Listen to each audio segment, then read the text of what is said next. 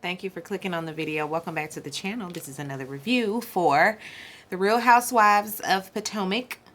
This is the reunion part 2. Is it just me, or this part really, I can say that I understand why Candace is leaving. It was this one here. It was this one here. It was this episode. Yeah, I get it.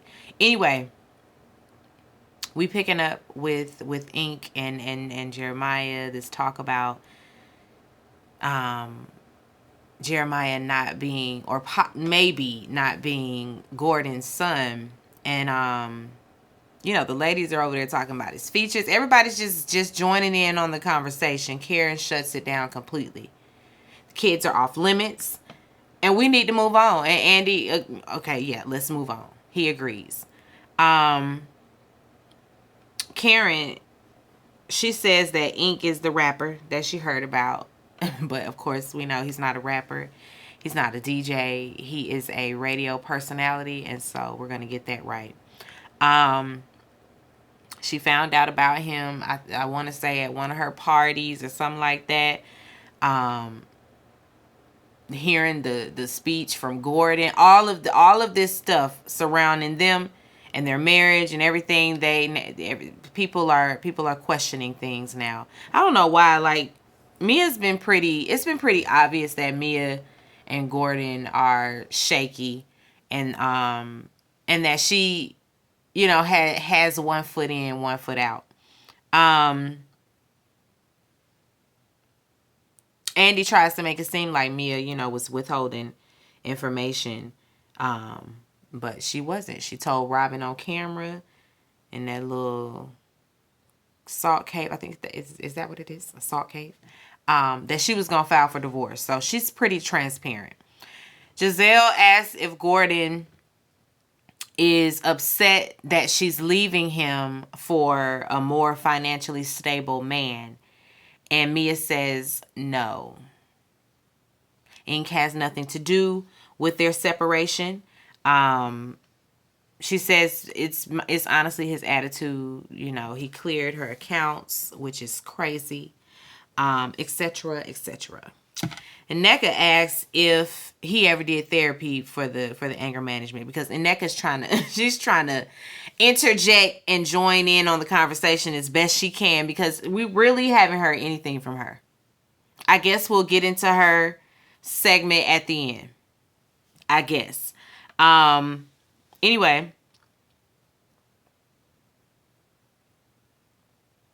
Mia, she wait. Because I need to back up, because she talked about that inheritance. Okay, yeah. She said she was helping him financially.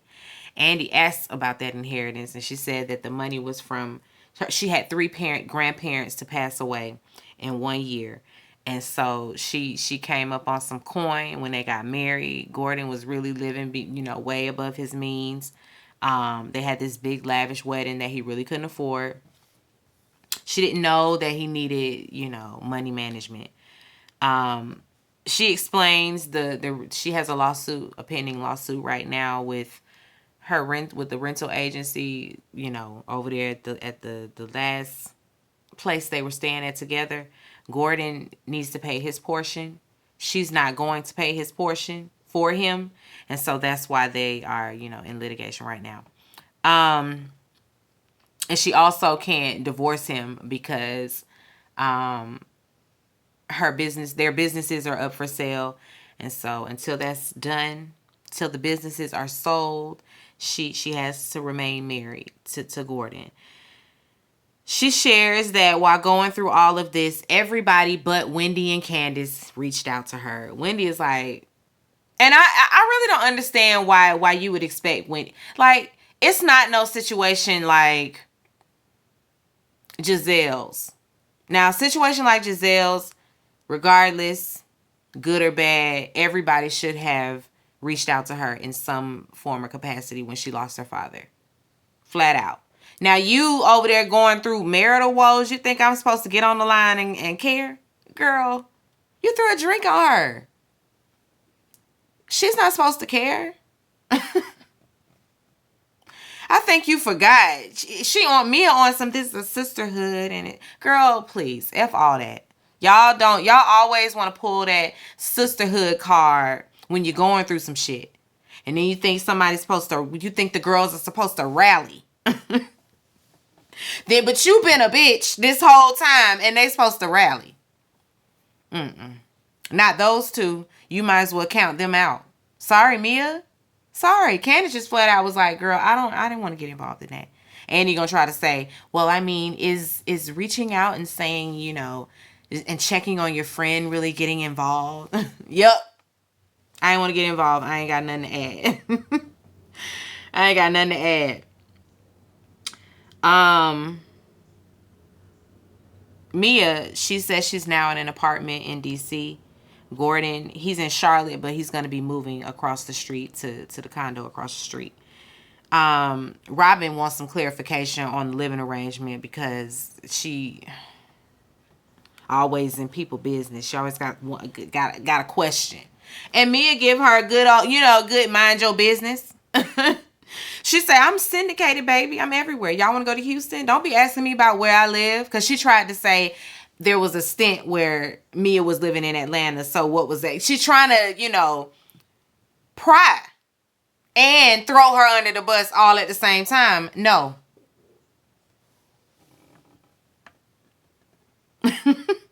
See, that's why. That's one of the reasons why I like Mia, because it's stuff like that.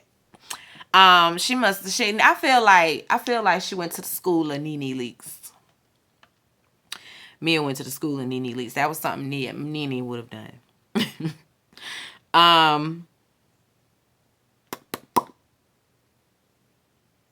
Jazelle's package. I really wanted to fast forward, but I knew we were going to discuss her father. And so I got respect. I got respect for Jazelle in that situation. She first wants to clarify before we even get into it that she never made fun of Wendy's mother. And Wendy's like, I'm just going to clarify what I meant by what I said. You called my mama evil. So yeah, you did. Jazelle tried, she loves to play that semantics game. I didn't know your mom was in the hospital, as if that matters. And this is what she's saying. At the time, she didn't know that your father that it was this grave of a situation. And so, yeah, you just be getting what you put out, and then you always want to throw people to the wolves about it. But we're not supposed to do that to you. We're not supposed to have that same energy for you. It just doesn't make sense to me. Of course, straight away we talk about her father passing, and listen, my sincerest condolences. I can't stand this woman, and I teared up myself because I have a father. Like, it's just as simple as that. I have a father. And at the sheer thought of losing a parent, it should overwhelm you with emotion if you have good parents, and Candace has a really close relationship with her father. So I'm sure all of the thoughts, went through her mind. She empathizes. But here we go. When Candace does something, it's a problem because she can't even empathize with this lady. Because now it's not even about her. She ain't trying to make it about her. Candace over there tearful, just like everybody else sitting up here. But they ain't want to call out Candace's tears. I'm interested about why the tears, Candace. Same reason why everybody else sitting up here sad. The lady's father passed. What you mean? Please leave me alone. Please leave me alone. It was just another moment to make Candace some type of villain. It's crazy. I really don't understand it. The lady is empathizing with you and you mad. Okay, so cute then. Let's move on then. Should I be saying that? If she had said that, then, oh, she's a terrible person. Next time, Candace, sit there stoic with no face. Don't give them nothing. Just, well, you know what? Ain't gonna be no next time. Ain't gonna be no next time because sis said she's out of it. See y'all on the city winery tour. Whatever tour sis got going on. See you there. And Jazelle don't like, girl, you can cry. This your daddy. She's choked up for a second, but reaches for Karen.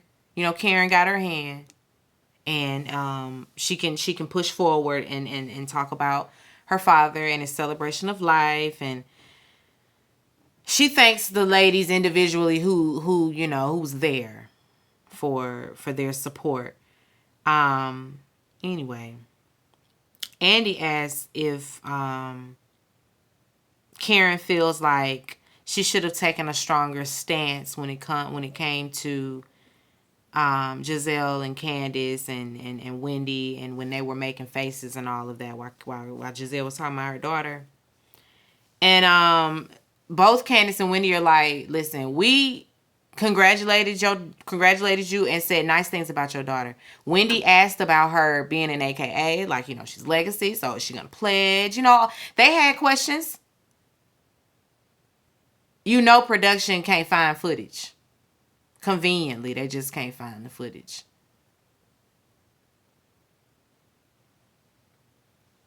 Jazelle, I mean, vehemently, she denies even saying that. She denies even saying that. And of course, since we can't really prove it, what we supposed to do? I don't believe Jazelle. That's for sure. I don't believe her. But anyway,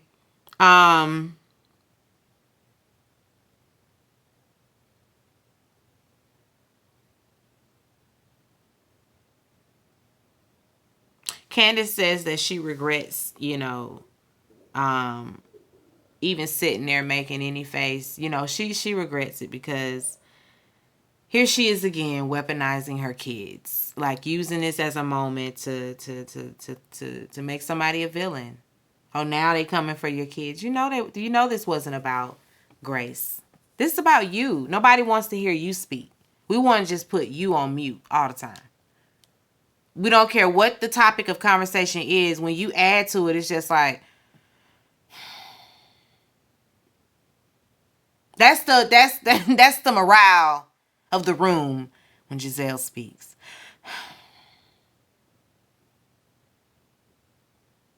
And so maybe that's what they should have done. Just sat there.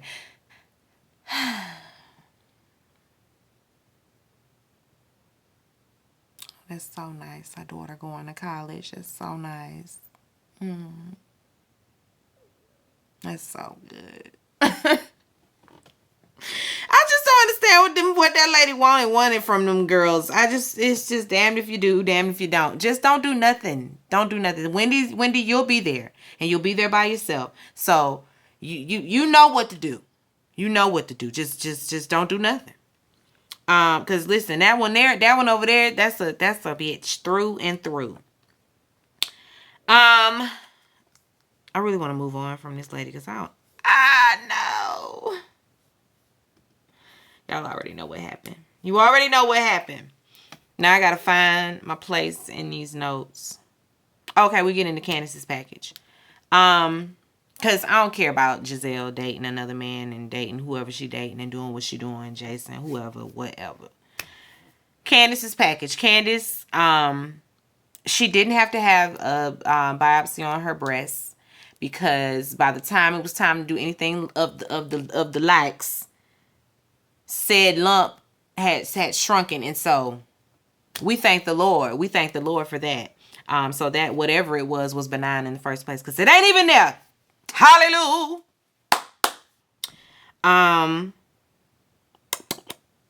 What else happened with Candace? Candace ain't really have much going on, did she? Um, hmm. Drew. Why you ain't want to work with Drew?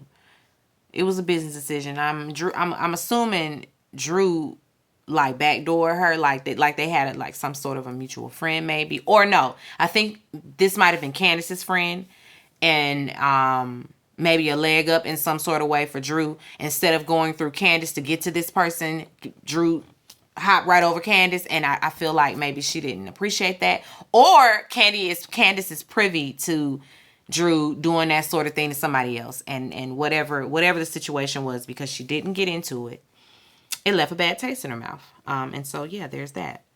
Um,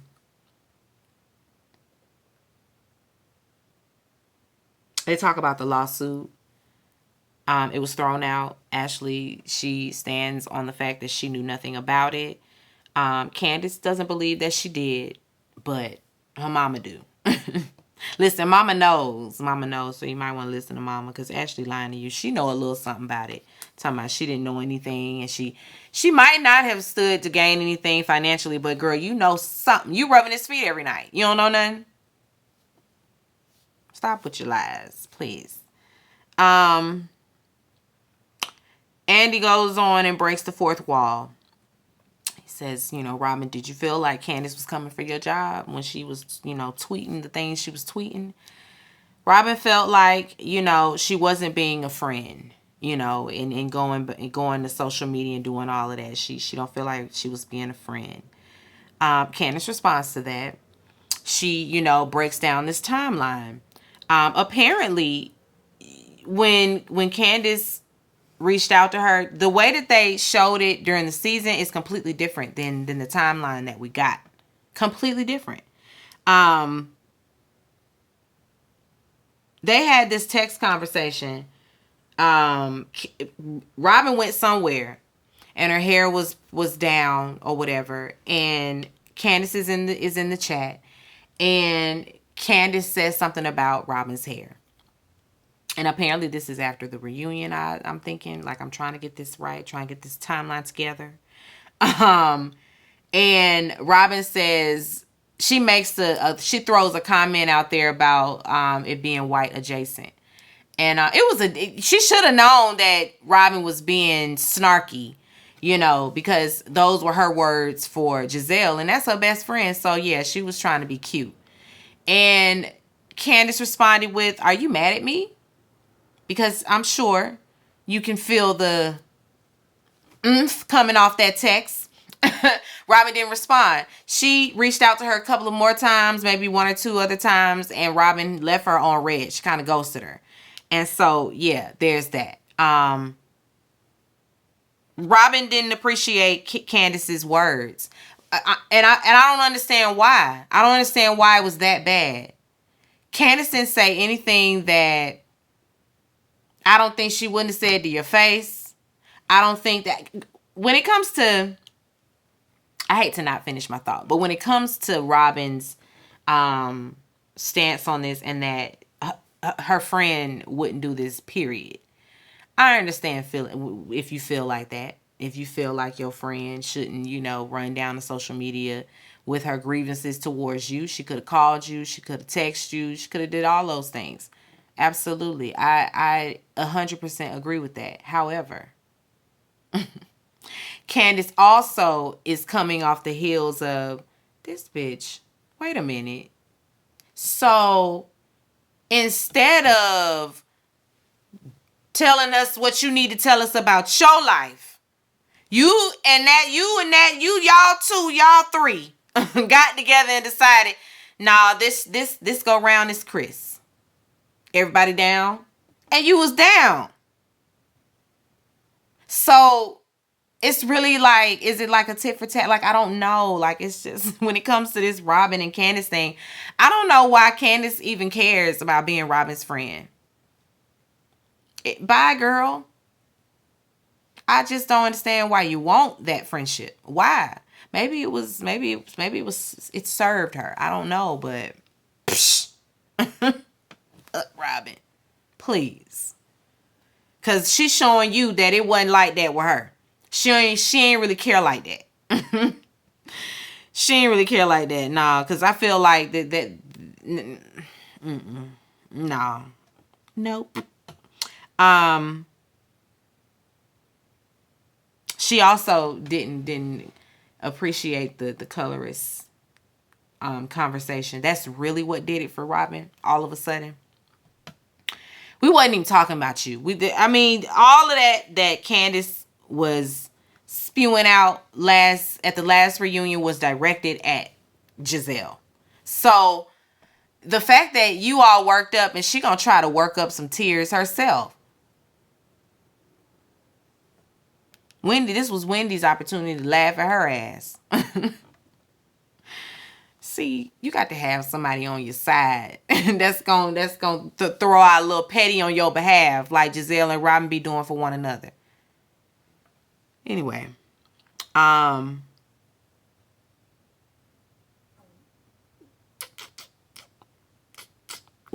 Candace, when it comes to that colorist conversation, Candace says that topic of conversation was nothing new to her. She has the race, topic plenty times at the kitchen table at her house. And her, growing up and everything, Robin has never gone through that. Of course not, girl. Y'all the beneficiary of the colorism. And this is what we're saying. You benefit from it and you know it. And you use that privilege to your advantage. You use it when you want to use it, like sitting up here and trying to pretend to cry because somebody thinks you're colorist. That's what white folks be doing. I'm not racist. How could you ever think that? I have a black friend. My hairstylist is black. How could you say that? I've been good to you. How could you ever think that I'm racist? I went to an HBCU. I hook on black men.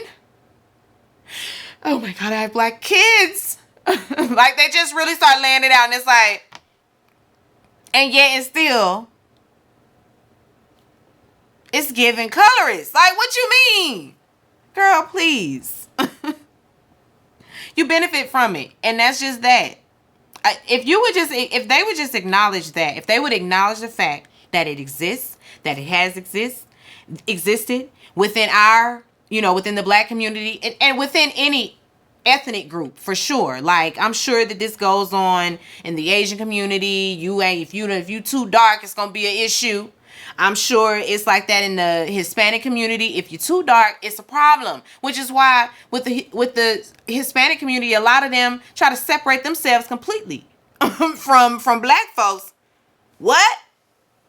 Afro Latina? Not me. Whole time. Hair 4C. Hair is 4C. Now you telling me you ain't black? Okay. Anyway. Let's not just really go off on a tangent. Let me hop back down off the soapbox. Wendy feels like, cause Karen gonna say that they're the appropriate group. If any group of women on this platform should have this conversation, it should be us. Wendy said no, because the people here don't have the range. People being the people over there sitting next to you, Karen. They don't have the range for this conversation. It's obvious. That's why we can't have the conversation. And you need a mediator, somebody who know what they talking about.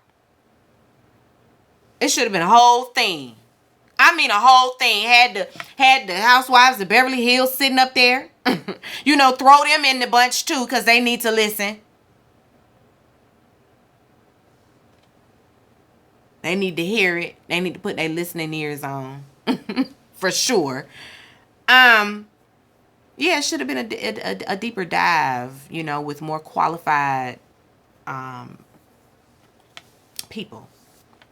So we could really talk. And so y'all can learn. Because y'all ain't learned nothing. Y'all ain't learned shit. Anyway, the husbands are up next. When they come out, Chris, we ain't see you that much. Is that by design? Absolutely. I ain't finna be around here with the folk that don't want me around. Well, who doesn't want you around? Candace, do you not? Of course I want my man around.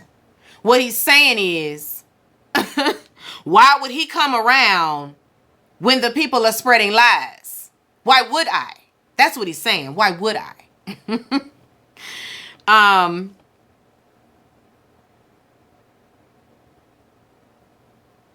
He's good though. He say he good. He really don't give a fuck about all that. You trying to bring up last year, whatever. Yeah, all that. I don't care. I'm good. I'm really good. He really good. He's asked about that lady, her lies and all of that. Chris says, I never met this person. Robin chimes in. So, about the screenshots. So were they? I never met this person. But yeah, you're saying you never met her, but the screenshots.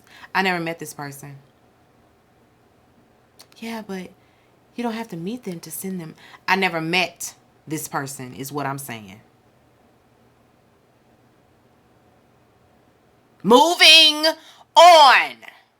Next fucking question.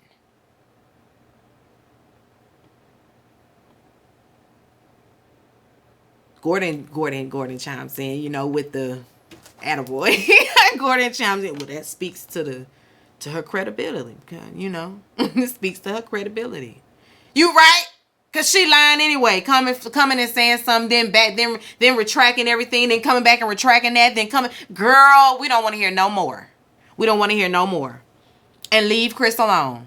Let's move on to one of these other husbands. Chris ain't even been here. I just don't understand why Candace wasn't. You know what? Good for Candace. Because Candace knew she was leaving their ass.